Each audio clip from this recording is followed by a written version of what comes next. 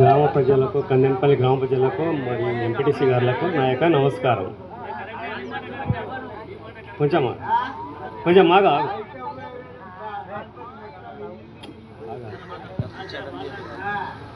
నేను దాదాపు గవర్నమెంట్ సర్వీసులో 39 సంవత్సరాలు చేసిన.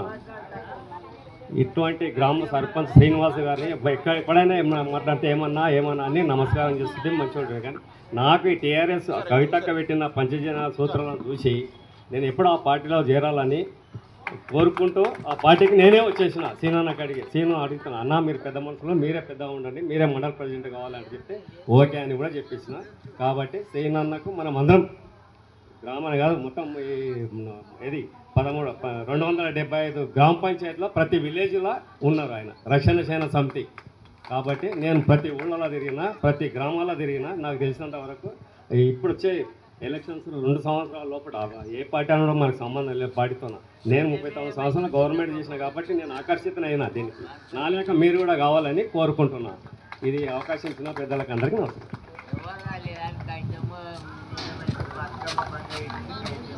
అదేవిధంగా అన్న గురించి